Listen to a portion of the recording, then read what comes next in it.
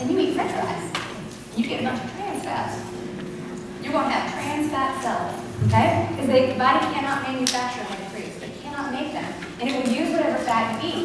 And when we have that kind of fat in our diet, or an incredible amount of saturated fat in bad fats, not that all saturated fat is bad, but particularly trans fats, you make a cell wall that's not pliable. So imagine you can have this real fluidy cell that's an omega-3, and then if you have a trans fat one, it's all hard and clumpy. You know, just like Crisco. Okay? And that affects the cell's ability to communicate with the other cells. So literally it is not as effective at its job. And so from a hair growth standpoint, it is extremely important for us to have enough omega-3s. The other thing that omega-3s do in our body is they reduce inflammation. Okay? So every single disease we die from in America, heart disease, cancer, diabetes.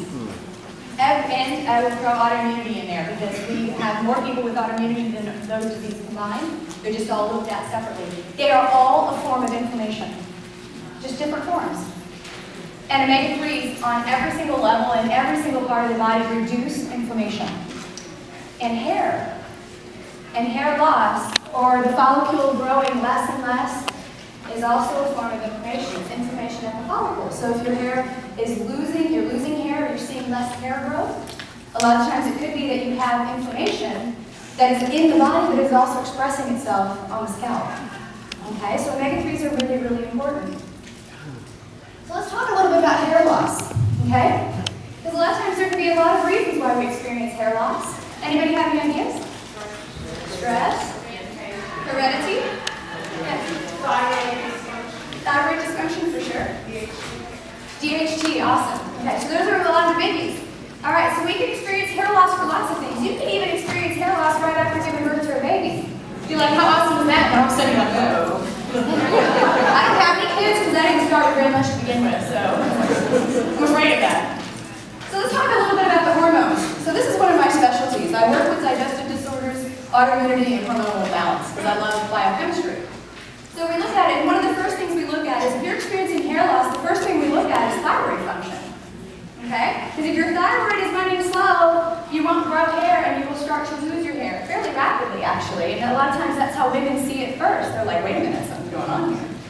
Okay? So if you haven't had your thyroid checked and you are losing hair, particularly you'll start to see hair thinning along the sides, right here, and maybe along the top. You'll also see your eyebrows start to thin from the outside in. Not always, but you will often see that. And if you see that, you want to make sure that if it's accompanied with fatigue and potentially weight gain, get tested. And if you get a no, get tested by somebody else who tests more than the other one. It gets missed all the time. And the other thing you want to make sure that they test for, if they're looking at your thyroid, is you want to test for Hashimoto's disease. You want to know if your thyroid function is autoimmune in nature. Hashimoto's is where your body is attacking your thyroid and causing it to slow down. It's an epidemic in the United States. And the majority of people who have slow thyroid is Hashimoto's. Okay? Because you want to know that, because autoimmune diseases never show up alone. They're like little gang members. One jacks you at your car, your person just standing back there waiting, trying to figure out if they need to run out there and help. Okay? So autoimmune diseases never show up alone. But it's very, very important to know that, because I see that all the time. People go, I've been on thyroid for 20 years. I'm like, do you know if it's Hashimoto's? No. They never tested for that. They just told me it was slow, so I finally got fixed, but I've been sick for a really long time. So you want to know that. So thyroid is one of the first things we look at.